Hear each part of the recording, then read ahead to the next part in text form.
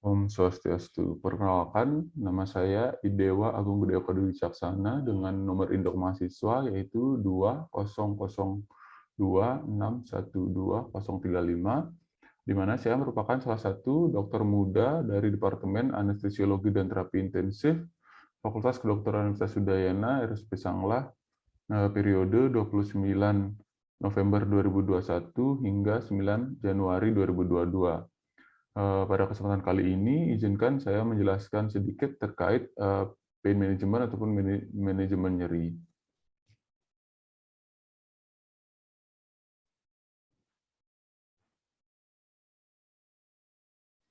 Adapun sedikit yang akan saya jelaskan nantinya, yaitu yang pertama terkait sudah tentu definisi dari nyeri sendiri, kemudian yang selanjutnya itu skala nyeri ataupun bagaimana cara menghitung ataupun mengukur dari atau mengakses dari nyeri yang dialami oleh pasien, kemudian saya juga akan membahas sedikit terkait klasifikasi nyeri ataupun pembagian dari nyeri-nyeri dan juga penanganan nyeri berdasarkan WHO. Yang pertama yaitu definisi nyeri. Menurut IASP ataupun International Association for the Study of Pain, di mana nyeri merupakan suatu pengalaman perasaan emosional yang tidak menyenangkan akibat terjadinya kerusakan aktual maupun potensial. Di mana ini berarti nyeri tersebut dapat menunjukkan sesuatu yang memang terjadi ataupun berpotensi akan menyebabkan kerusakan pada tubuh. Nyeri merupakan suatu sensasi sensori dan pengalaman subjektif yang dialami oleh masing-masing individu dan berbeda persepsi antara individu satu dengan individu yang lainnya, sehingga menyebabkan perasaan tidak nyaman, tidak menyenangkan yang berkaitan dengan ada atau tidaknya kerusakan jaringan. Sama seperti tadi, jadi nyeri merupakan suatu perasaan emosional yang menggambarkan perasaan emosional tidak mengenakan yang menggambarkan suatu kerusakan jaringan yang memang terjadi ataupun mengancam terjadinya kerusakan jaringan ataupun bahkan berpotensi untuk menimbulkan kerusakan jaringan. Nyeri ini sendiri bersifat subjektif sehingga masing-masing orang akan berbeda ketika ditanyakan seberapa nyeri. Sehingga diusahakan untuk seobjektif mungkin dengan skala nyeri yang nantinya akan kita bahas. Nyeri juga merupakan salah satu mekanisme pertahanan tubuh di mana fungsinya sebagai indikator adanya masalah atau tidak di tubuh manusia itu sendiri. Selanjutnya itu untuk klasifikasinya ataupun pembagiannya. Yang pertama itu berdasarkan onset. Untuk berdasarkan onsetnya dari nyeri, terdapat dua, yaitu nyeri akut di mana terjadi secara mendadak kurang dari 3 bulan. Umumnya nyeri akut ini disebabkan oleh trauma. Ataupun trauma di sini seperti kecelakaan ataupun kekerasan dan sebagainya. Kemudian berdasarkan onset yang kedua, yaitu nyeri kronis, di mana terjadi lebih dari 3 bulan, di mana berlangsung terus-menerus ataupun hilang timbul. Untuk berdasarkan etiologinya juga dibagi menjadi dua, yaitu nyeri nociceptif, yaitu timbul akibat adanya kerusakan dari jaringan mediator nyeri, ataupun nyeri neuropatik yang diakibatkan oleh adanya gangguan saraf. Untuk mekanisme nyeri, saya juga akan membahas sedikit terkait mekanismenya, bagaimana nyeri itu bisa dipersepsikan dan dari mana munculnya. Ini merupakan salah satu bagan ataupun mekanisme singkat terkait timbulnya nyeri. Untuk timbulnya nyeri sendiri dibagi menjadi empat tahapan utama, yaitu transduksi, transmisi, modulasi, dan juga persepsi. Diawali dari adanya trauma ataupun rangsang dari nyeri itu sendiri, seperti trauma, suhu, ataupun sebagainya, akan menyentuh kulit, di mana di sini akan terjadi transduksi oleh peripheral nociceptor, yaitu di ujung-ujung saraf di area kulit. Kemudian rangsangan atau impuls tersebut akan disalurkan menuju peripheral nerve atau nervus perifer yang akan melanjutkan ke tahap selanjutnya, itu transmisi hingga ke dorsal root ganglion. Nah, kemudian setelah transmisi, kemudian nyeri tersebut akan dimodulasi di bagian dorsal dari horn ataupun masuk ke tulang belakang bagian belakang, yaitu tanduk bagian dorsal horn. Kemudian barulah setelah dimodulasi di dorsal horn, barulah akan dipersepsikan di atas, yaitu di cortex melalui tractus spinothalamicus. Barulah nantinya akan dipersepsikan, kemudian barulah akan dimodulasi kembali ke bawah untuk menimbulkan reaksi yang sesuai. Sesuai gambar tadi, tahap pertama yaitu transduksi, di mana perubahan stimulus nyeri menjadi impuls saraf pada fase ini. Stimulus ataupun rasa nyeri diubah menjadi mediator kimia seperti prostaglandin, serotonin, dan juga bradikinin.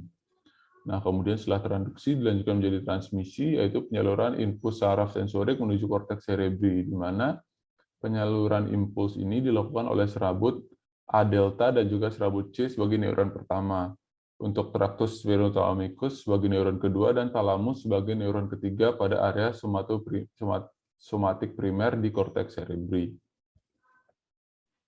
Untuk selanjutnya yaitu setelah transmisi akan dilanjutkan dengan proses modulasi, yaitu terjadi di sistem saraf sentral, yaitu impuls nyeri yang ada dapat dihambat ataupun diubah atau disebut juga dimodulasi.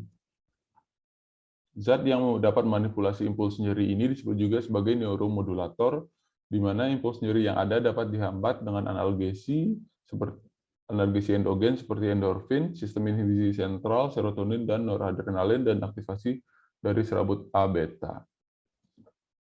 Kemudian untuk proses akhir, yaitu setelah modulasi, yaitu persepsi, di mana proses akhir ini di mana impuls dari rangsangan sensori berjalan menuju korteks cerebri dan diinterpretasikan sebagai suatu perasaan subjektif, yaitu persepsi dari nyeri itu sendiri seperti apa. Nah, setelah membahas dari klasifikasi dan juga bagaimana mekanisme terbentuknya nyeri, selanjutnya saya akan membahas sedikit terkait skala dari nyeri itu sendiri.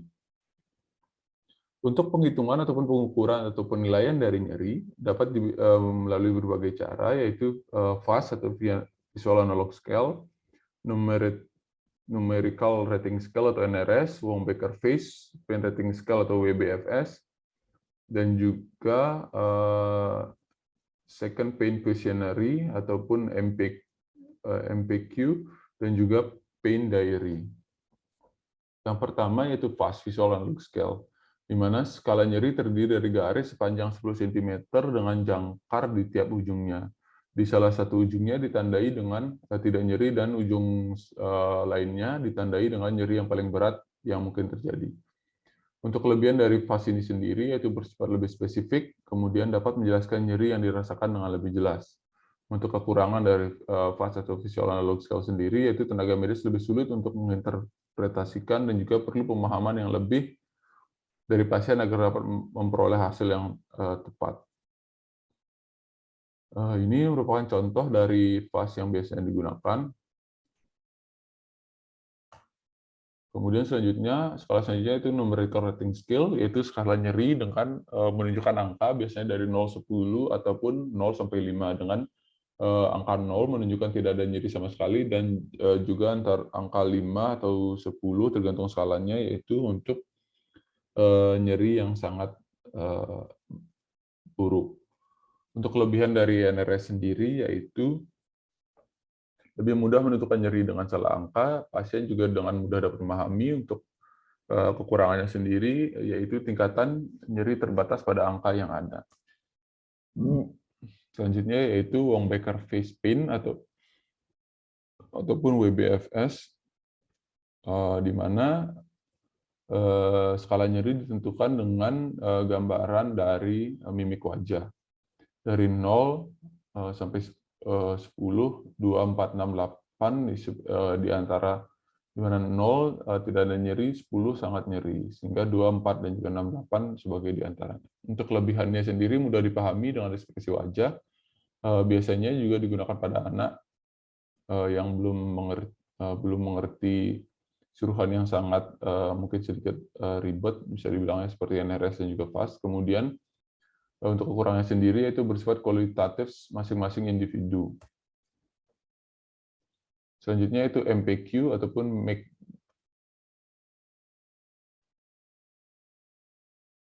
MPQ atau McGill Pain Questionnaire atau MPQ, yaitu skala nyeri dalam 3 dimensi, sensori, afektif, dan juga evaluatif didasarkan atas kata-kata yang dipilih menjelaskan nyeri yang mereka alami. Untuk kelebihannya sendiri yaitu lebih jelas dan spesifik dalam menjelaskan nyeri, dapat digunakan sebagai monitoring untuk menilai keberhasilan intervensi. Untuk kurangnya sendiri yaitu membutuhkan pasien yang kooperatif dan juga membutuhkan pemahaman yang sangat baik dari pasien agar dapat memperoleh hasil yang baik. Yang selanjutnya akan saya bahas yaitu skala terakhir yaitu pain diary, di mana skala nyeri dengan mencatat perkembangan nyeri tiap harinya, di mana kelebihannya yaitu dapat memperoleh data yang jelas, mendalam terkait nyeri yang dirasakan, dapat memahami efek dari terapi yang baik, dan kekurangannya yaitu memerlukan kerjasama dari pasien dalam pemahaman dan kepatuhan mengisi data. Selain itu, kekurangannya lainnya yaitu memerlukan waktu yang lebih lama untuk dapat memperoleh data yang bermanfaat.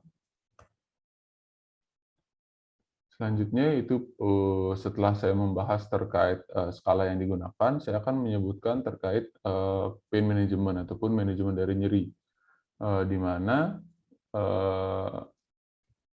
dari WHO sendiri ada step ladder pattern, yaitu untuk penanganan dari nyeri berdasarkan peningkatan dan juga penurunan ataupun skala dari nyeri itu sendiri. Untuk step 3 yaitu dapat digunakan opioid dengan nyeri moderate to severe. Dapat digunakan juga, ditambahkan juga non-opioid ataupun adjuvan. Kemudian untuk step 2